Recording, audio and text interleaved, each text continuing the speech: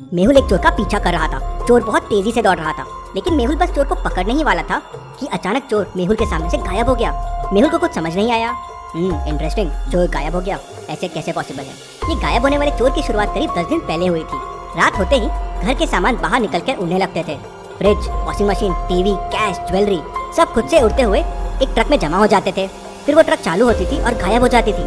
किसी की हिम्मत नहीं हो रही थी ट्रक के पास जाने की। सब दूर खड़े होकर सामान को उड़ते हुए देखते रहते थे। पुलिस भी डर रही थी। तो केस को सॉल्व करने के लिए डिटेक्टिव मेहुल को बुलाते हैं। मेहुल ऐसे केस पे बिल्कुल यकीन नहीं करता। पहले तो उसे ये लोगों का भ्रम लगता है। मेहुल चोरी हुए घरों और एरिया का पैटर्न देखता है तो उसे समझ जाता है कि चोरी सिर्फ रिच एरियाज में हो रही है, जहाँ शहर के सब अमीर लोग रहते हैं। स्ट्रीट नंबर 0, 1, 3, 6, 10, 15 में चोरियां हो चुकी है। मेहुल को समझते देर नहीं लगती कि अगली चोरी कहाँ होने वाली है। क्या आप सोच के बता सकते हैं अगली चोरी कहाँ होने वाली है? सोचिए और मुझे आपका आंसर कमेंट करके बताएं।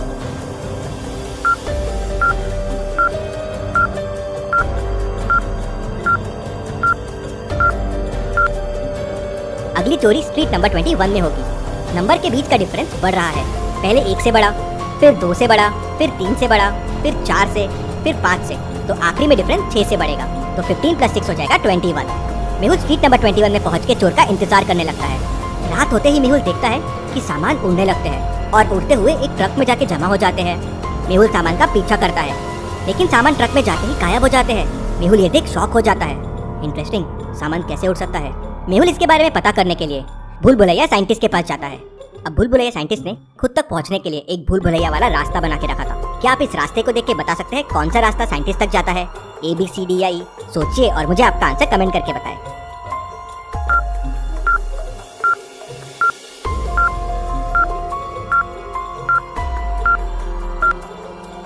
रास्ता D साइंटिस्ट तक जाता है। मेहुल रास्ता D लेता है और साइंटिस्ट तक पहुंच जाता है। मेहुल साइंटिस्ट को उड़ते हुए सामान के बारे में बताता है तो साइंटिस्ट उसे बताता है कि उसने एक ऐसा फॉर्मूला बनाया है जिसके ऊपर डालते ही वो चीज गायब हो जाती है। लेकिन उसने ये फॉर्मूला तिजोरी में बंद करके रखा है और वो मेहुल को लेके वो फॉर्मूला दिखाने लेके जाता है। दोनों तिजोरी के पास पहुंचते हैं। तिजोरी लॉक्ड है।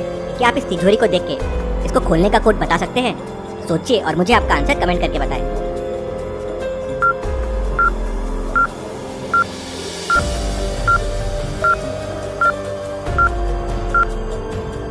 तिजोरी का कोड हो जाएगा 410।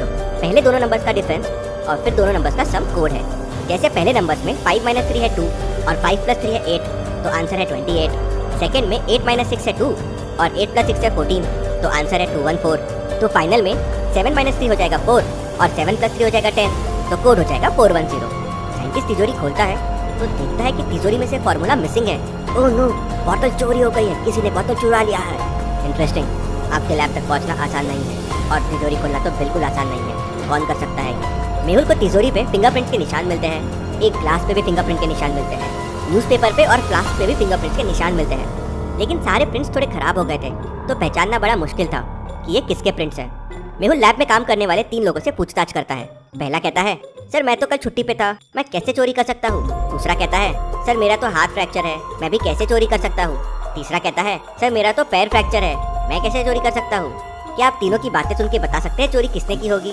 सोचिए और मुझे आपका आंसर कमेंट करके बताएं।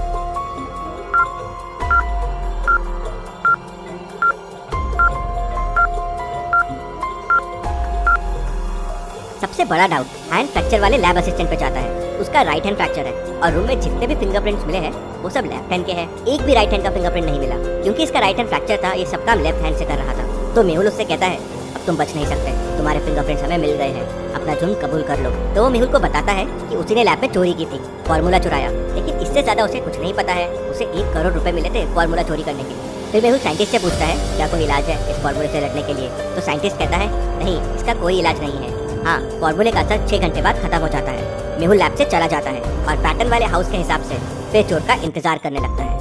वापस वही होता है, सामान हवा में उड़ने लगते हैं और उड़ते उड़ते आगे बढ़ने लगते हैं। मेहुल चोर का पीछा करता है। ये देख चोर सामान फेंक देता है और भागने लगता है। मेहुल को चोर दिख नहीं रहा था, लेकिन फिर भी मेहुल चोर का पीछा बराबर कर रहा था। कैसे? क्या आप सोच के बता सकते हैं?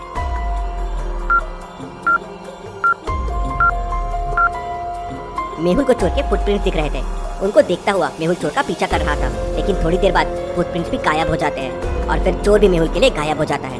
ये चोर को पकड़ना आसान नहीं है, कुछ आइडिया लगाना होगा। तभी मेहुल को एक आइडिया आता है और अगले दिन वो वापस चोर का इंतजार करने लगता है। क्या आप सोच के बता सकते हैं मेहुल ने चोर को पकड़ने के लिए क्या सोचा होगा? सोचिए और मुझे आपका आंसर कमेंट करके बताएं। सबसे अच्छे कमेंट को मैं पिन करूंगा।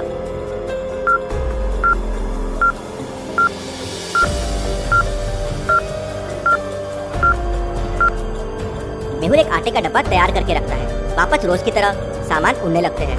मेहुल वो आटे का डब्बा उठाता है और सामान के ऊपर और आसपास फेंक देता है। आटा चोर के ऊपर भी आ जाता है और चोर मेहुल को दिखने लगता है। मेहुल तेजी से चोर के पीछे दौड़ता है और उसे पकड़ लेता है। मेहुल चोर से वो बचा हुआ फॉर्मूला भी ले लेता है और ये गायब होने वाले चोर की मिस्ट्री सॉल्व हो जाती है। Detective Mehul rocks. इसी बात पे जल्दी से वीडियो को लाइक कर दीजिए। चलिए अगली पहली देखते हैं। फ्राइडे की शाम को गंगा अपार्टमेंट के 5वें मंजिल पे रहने वाले राज वर्मा की अचानक डेथ हो जाती है। मेहुल क्राइम सीन पे पहुंच जाता है तो देखता है कि राज की डेथ जहर खाने से हुई है। पास में जहर की बोतल भी पड़ी हुई थी।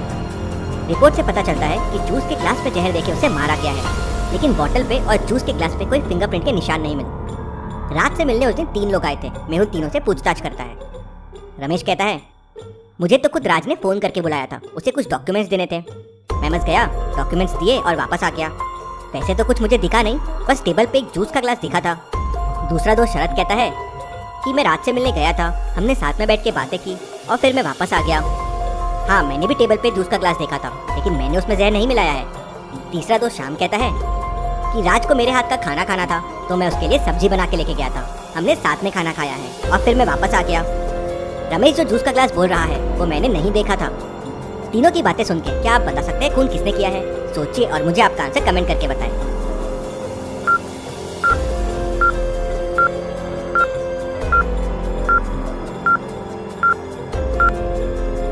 चलिए इसका आंसर देखते हैं। खून दूसरे दोस्त ने किया है। उसे कैसे पता चला कि जहर जूस के ग्लास में था?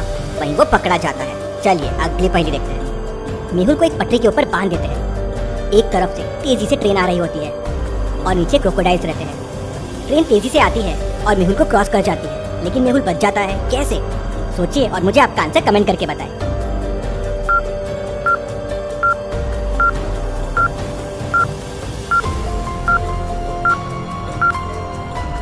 सिंपल है, ब्रिज पे 2 ट्रैक थे।